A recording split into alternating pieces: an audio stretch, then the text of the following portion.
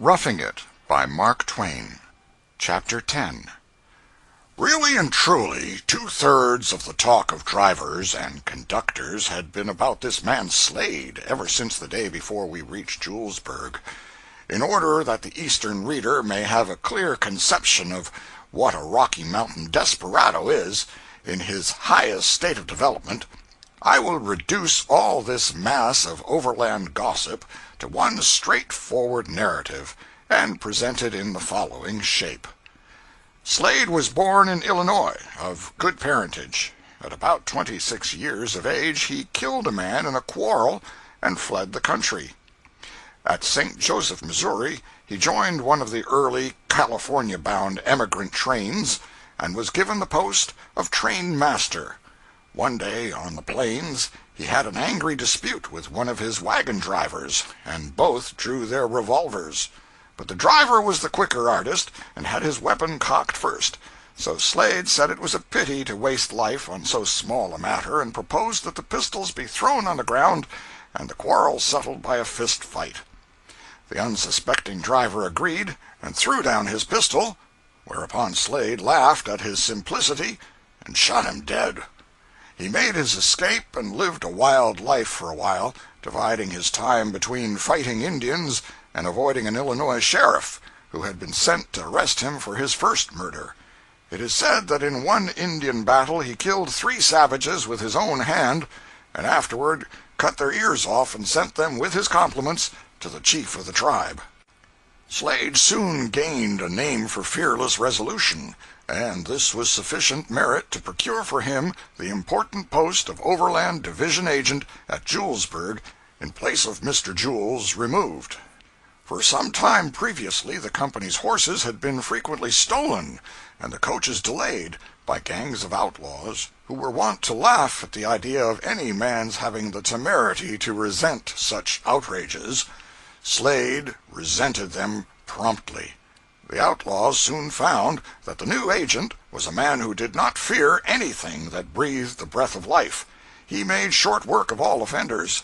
The result was that delays ceased, the company's property was let alone, and no matter what happened or who suffered, Slade's coaches went through every time. True, in order to bring about this wholesome change, Slade had to kill several men. Some say 3, others say 4, and others 6. But the world was the richer for their loss. The first prominent difficulty he had was with the ex-agent Jules, who bore the reputation of being a reckless and desperate man himself. Jules hated Slade for supplanting him, and a good fair occasion for a fight was all he was waiting for. By and by Slade dared to employ a man whom Jules had once discharged. Next, Slade seized a team of stage horses which he accused Jules of having driven off and hidden somewhere for his own use. War was declared, and for a day or two the two men walked warily about the streets seeking each other, Jules armed with a double-barreled shotgun, and Slade with his history-creating revolver. Finally, as Slade stepped into a store, Jules poured the contents of his gun into him from behind the door. Slade was plucky, and Jules got several bad pistol wounds in return. Then both men fell and were carried to their respective lodgings, both swearing that better aim should do deadlier work next time. Both were bedridden a long time, but Jules got to his feet first, and, gathering his possessions together, packed them on a couple of mules, and fled to the Rocky Mountains to gather strength and safety against the day of reckoning. For many months he was not seen or heard of, and was gradually dropped out of the remembrance of all save Slade himself. But Slade was not the man to forget him. On the contrary, common report said that Slade kept a reward standing for his capture, dead or alive. After a while, seeing that Slade's energetic administration had restored peace and order to one of the worst divisions of the road, the Overland Stage Company transferred him to the Rocky Ridge Division in the Rocky Mountains to see if he could perform a like miracle there. It was the very paradise of outlaws and desperadoes. There was absolutely no semblance of law there. Violence was the rule. Force was the only recognized authority. The commonest misunderstandings were settled on the spot with the revolver or the knife.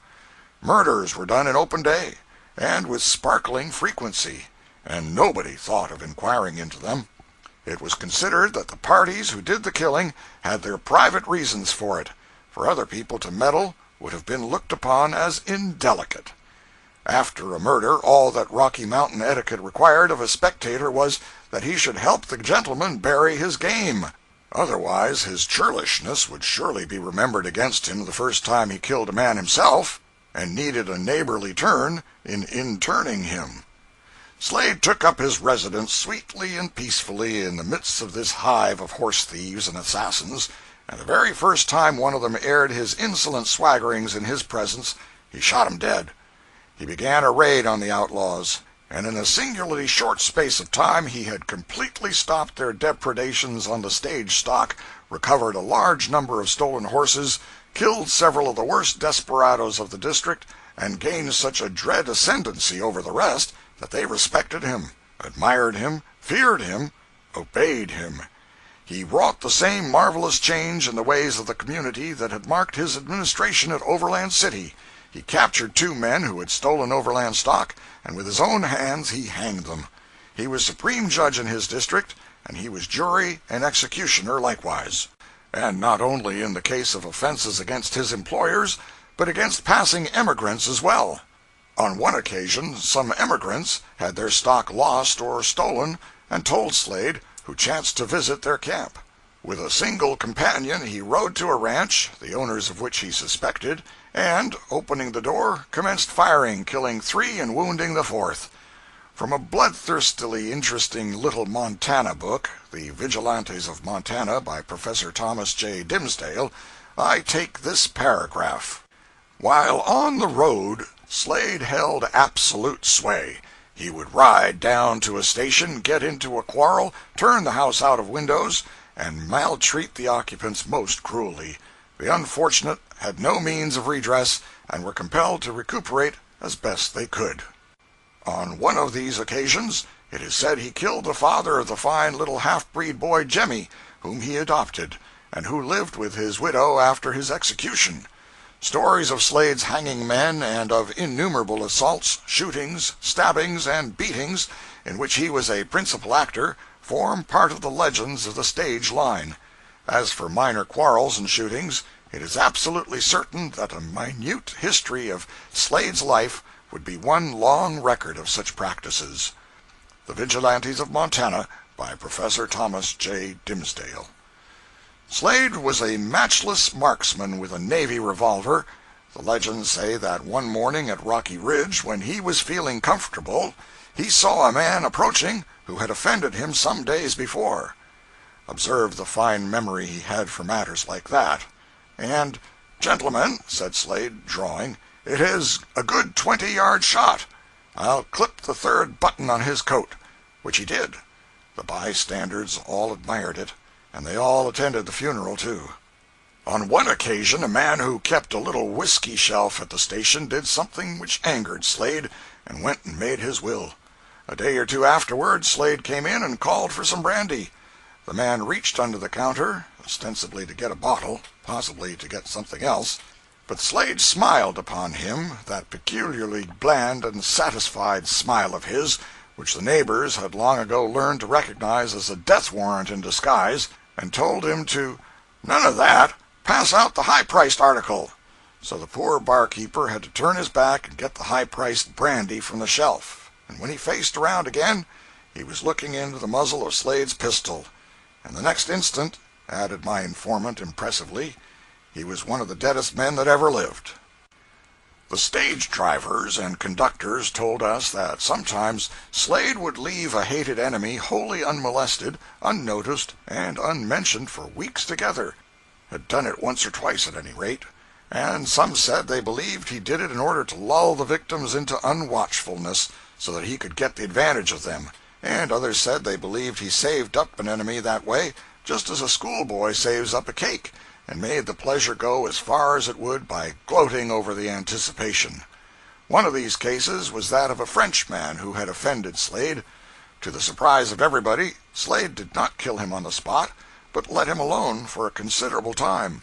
Finally, however, he went to the Frenchman's house very late one night, knocked, and when his enemy opened the door, shot him dead, pushed the corpse inside the door with his foot, set the house on fire, and burned up the dead man, his widow, and 3 children.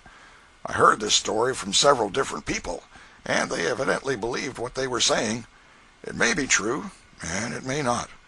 Give a dog a bad name, etc. Slade was captured once by a party of men who intended to lynch him. They disarmed him and shut him up in a strong log house, and placed a guard over him. He prevailed on his captors to send for his wife so that he might have a last interview with her. She was a brave, loving, spirited woman. She jumped on a horse and rode for life and death. When she arrived, they let her in without searching her, and before the door could be closed, she whipped out a couple of revolvers, and she and her lord marched forth defying the party. And then, under a brisk fire, they mounted double and galloped away unharmed. In the fullness of time, Slade's myrmidons captured his ancient enemy Jules, whom they found in a well-chosen hiding-place in the remote fastnesses of the mountains, gaining a precarious livelihood with his rifle. They brought him to Rocky Ridge, bound hand and foot, and deposited him in the middle of the cattle yard with his back against a post. It is said that the pleasure that lit Slade's face when he heard of it was something fearful to contemplate. He examined his enemy to see that he was securely tied, and then he went to bed, content to wait till morning before enjoying the luxury of killing him. Jules spent the night in the cattle yard, and it is a region where warm nights are never known. In the morning, Slade practiced on him with his revolver, nipping the flesh here and there, and occasionally clipping off a finger, while Jules begged him to kill him outright and put him out of his misery. Finally, Slade reloaded, and walking up close to his victim, made some characteristic remarks and then dispatched him. The body lay there half a day, nobody venturing to touch it without orders, and then Slade detailed a party and assisted at the burial himself. But he first cut off the dead man's ears and put them in his vest pocket, where he carried them for some time with great satisfaction. That is the story as I have frequently heard it told and seen it in print in California newspapers. It is doubtless correct in all essential particulars. In due time we rattled up to a stage station and sat down to breakfast with a half-savage, half-civilized company of armed and bearded mountaineers, ranchmen, and station employees. The most gentlemanly-appearing, quiet and affable officer we had yet found along the road in the Overland Company's service was the person who sat at the head of the table at my elbow. Never youth stared and shivered as I did when I heard them call him Slade. Here was romance, and I sitting face to face with it, looking upon it, touching it, hobnobbing with it, as it were. Here, right by my side, was the actual ogre who, in fights and brawls in various ways, had taken the lives of 26 human beings, or all men lied about him. I suppose I was the proudest stripling that ever traveled to see strange lands and wonderful people. He was so friendly and so gentle-spoken that I warmed to him in spite of his awful history. It was hardly possible to realize that this pleasant person was the pitiless scourge of the outlaws, the raw head and bloody bones the nursing mothers of the mountains terrified their children with, and to this day I can remember nothing remarkable about Slade except that his face was rather broad across the cheekbones, and that the cheekbones were low and the lips peculiarly thin and straight. But that was enough to leave something of an effect upon me, for since then I seldom see a face possessing those characteristics without fancying that the owner of it is a dangerous man. The coffee ran out, at least it was reduced to 1 tin cupful, and Slade was about to take it when he saw that my cup was empty. He politely offered to fill it, but although I wanted it, I politely declined. I was afraid he had not killed anybody that morning, and might be needing diversion. But still, with firm politeness, he insisted on filling my cup, and said I had traveled all night and better deserved it than he. And while he talked, he placidly poured the fluid to the last drop. I thanked him and drank it, but it gave me no comfort, for I could not feel sure that he would not be sorry presently that he had given it away, and proceed to kill me to distract his thoughts from the loss. But nothing of the kind occurred. We left him with only 26 dead people to account for, and I felt a tranquil satisfaction in the thought that in so judiciously taking care of number 1 at that breakfast table I had pleasantly escaped being number 27. Slade came out to the coach and saw us off, first ordering certain rearrangements of the mail bags for our comfort, and then we took leave of him, satisfied that we should hear of him again, some day, and wondering in what connection. End of chapter 10.